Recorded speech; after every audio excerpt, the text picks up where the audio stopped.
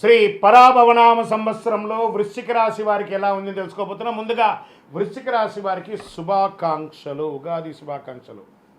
Get ready అండి. మంచి అద్భుతమైనటువంటి ఫలితాలను పొందబోయే ఒక రాశి ఏదైనా ఉంది ఈ సంవత్సరం అని అంటే అది వృశ్చిక రాశియే. ఆదాయం 11, వ్యయం 5, రాజపూజ్యం 2, అవమానం 6గా ఉండే మీరు ఈ సంవత్సరం మీకు అన్ని గ్రహాలు మీ ఇంట్లో వచ్చి కూర్చున్నాయండి మీకు అనుకూలం ఇవ్వడానికి.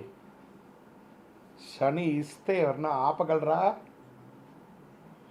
శని భగవానుడు అంటారు చూసారా, ఆ శని భగవానుడే మీకు యోగాన్ని కల్పించబోతున్నాడు. ఇంతకంటే యోగం మీకు ఏమైనా కావాలా? అద్భుతం. మీరు ఇలాగే చెప్తారు గురుగారు, ఊరికే బోర్ కొట్టకండి, మేము ఎన్నోసార్లు చూస్తాం, మీరు చెప్పింది జరగట్లేదు కదా. గెట్ రెడీ, రాసి పెట్టుకోండి, ప్రతి డైలాగ్స్ రాసి పెట్టుకోండి. ఈ సంవత్సరం వృశ్చిక రాశి మిత్రులారా పట్టిందల్లా బంగారం అండి. మీకు ఏమేమి సాధించబోతున్నారంటే అసలు చెప్పడానికి కూడా ఇట్లా ఆనందం అనిపిస్తుంది. వృశ్చిక రాశి వారికి 12-13 ఏళ్ళుగా ఏ ఒక్క సుఖం కూడా పొందలేదు.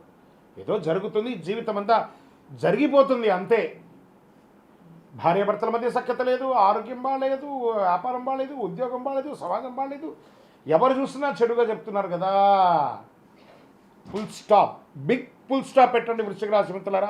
మీ అదృష్టమైనటువంటి సమయం ఆసన్నమైపోయింది. ఎలా ఉందంటే మీ యొక్క నిర్ణయ శక్తి పెరుగుతుంది. కొన్ని సవాళ్ళు ఉన్నా కూడా సరైన నిర్ణయాలతో సాధిస్తారు, కుంభస్థలాన్ని కొడతారు.